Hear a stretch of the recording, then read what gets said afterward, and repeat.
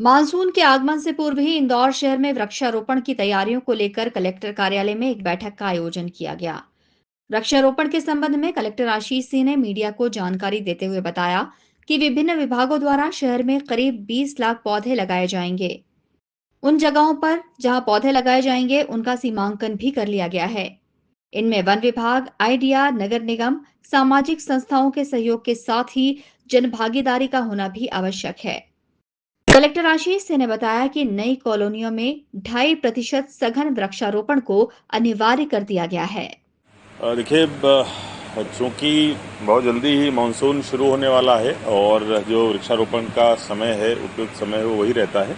इसीलिए हम लोगों ने अभी से तैयारी शुरू कर दी है और भविष्य में जनप्रतिनिधियों के साथ में भी बैठकर इस पूरे प्लान को फाइनल करेंगे।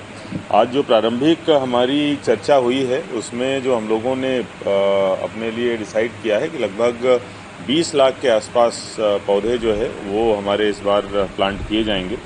उसमें से लगभग आधा जो है वो फॉरेस्ट डिपार्टमेंट के द्वारा, वन विभाग के द्वारा किया जाएगा।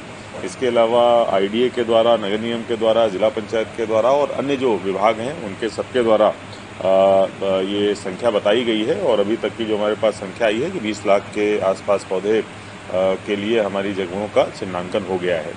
इसके साथ साथ जनता की भागीदारी बढ़ाने के लिए अन्य भी हम लोग जो प्रयास कर रहे हैं और उसमें हम लोगों ने कुछ फैसले लिए हैं। सबसे पहले तो जितनी भी, चूंकि बड़ी संख्या में इंदौर और उसके आसपास कॉलोनीज डेवलप हो रही हैं, तो जनरली ये देखा जाता है कि जो 10% ओपन एरिया छोड़ना होता है उसमें केवल और केवल घास या फिर जो डेकोरेटिव प्लांट है वो लगा दिए जाते हैं। कभी भी सघन वृक्षारोपण जो है वो नहीं किया जाता है।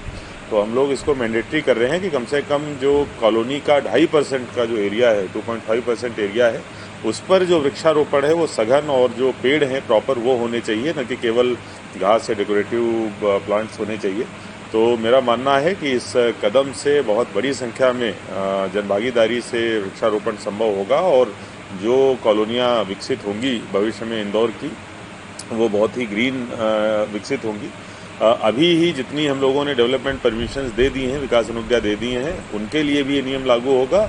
जब वो कंप्लीशन के लिए आएंगे उससे पहले उनको 2.5% हमको अनिवार्य होगा कि वो लोग वृक्षारोपण करके आएँ और भविष्य में जितनी भी कॉलोनी विकास की अनुज्ञा जारी होंगी उनमें भी ये शर्त लगाई जाएगी। इसके साथ साथ हम लोगों ने जो हमारी कान्ह और सरस्वती रिवर है उसका पूरा सर्वे कराया है।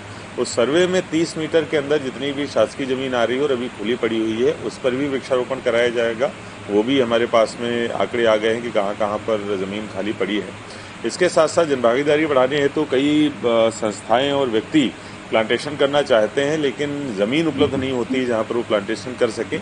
इसके लिए जो नगर निगम का 311 ऐप है उस पर हम कुछ जो हमारी ग्रीन बेल्ट की ज़मीनें हैं उनकी सूची पे अपलोड करेंगे।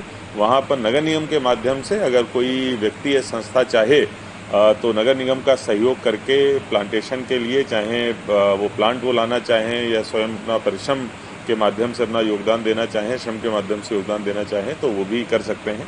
इन माध्यमों से हम लोग जनभागीदारी भी बढ़ाएंगे और अभी तक जो हमारे पास जानकारी आई है 20 लाख कम से कम पेड़ हम लोग इस साल लगाएंगे। कलेक्टर आशीष सिंह ने बताया कि सरस्वती नदी का सर्वे कराया गया है। जितने में शासकीय जमीन आ रही है उसमें सघन वृक्षारोपण किया जाएगा, जिसकी सूची नगर निगम के 311 ऐप में अपलोड भी की जाएगी।